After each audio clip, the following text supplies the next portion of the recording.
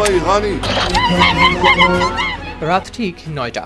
জ্বলে উঠেছে হোয়াইট হাউসের আলো, ক্যামেরায় স্থির, পুরো বিশ্ব তাকিয়ে একটি বক্তব্যের অপেক্ষায়। এই নীরবতার মাঝেই শুরু হয় ভাষণ। মার্কিন প্রেসিডেন্ট ডোনাল্ড ট্রাম্প জানালেন, ইরানের বিরুদ্ধে চলমান যুদ্ধ এখন শেষের পথে। তার দাবি অনুযায়ী ইরানের নৌবাহিনী ও বিমান বাহিনী কার্যত ধ্বংস হয়ে গেছে, আর তাদের ক্ষেপণাস্ত্র ও ড্রোন হামলার সক্ষমতাও অনেকটাই কমে গেছে। তার এই বক্তব্যে উঠে আসে আত্মবিশ্বাস, সেই সাথে কিছুটা সতর্কবার্তাও। ট্রাম্প ইঙ্গিত দেন, আগামী 2 থেকে 3 সপ্তাহ ইরানে চালানো হবে আরও কঠোর হামলা, যাতে যুক্তরাষ্ট্রের সামরিক লক্ষ্য পুরোপুরি অর্জন করা যায়। অর্থাৎ যুদ্ধ শেষের পথে হলেও এখনও বাকি শেষ আঘাত। আল জাজিরা ও বিবিসি সহ একাধিক সংবাদ মাধ্যমে প্রকাশ পেয়েছে এই তথ্য।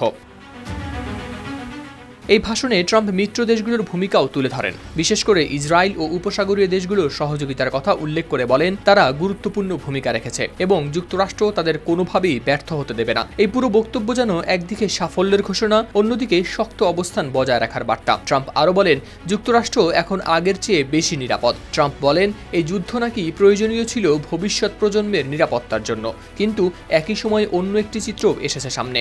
বিশ্ববাজারে বাড়ছে তেলের দাম, অর্থনীতি চাপের মুখে। হরমুজ প্রণালী বন্ধ হয়ে যাওয়ায় জ্বালানি সরবরাহে তৈরি হয়েছে বড় সংকট।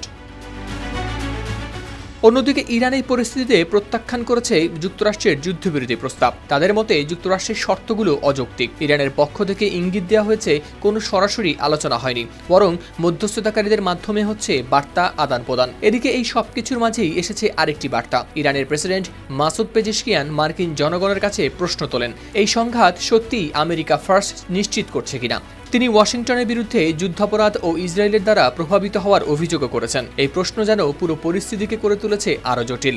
একদিকে শেষের ঘোষণা, অন্যদিকে নতুন করে উত্তেজনার ইঙ্গিত। এখন সবচেয়ে গুরুত্বপূর্ণ প্রশ্ন হলো, এই যুদ্ধ কি সত্যিই শেষের দিকে যাচ্ছে, নাকি শেষ আঘাতটাই হয়ে উঠবে নতুন সংঘাতের শুরু। হাওলাদার শামীম, RTV।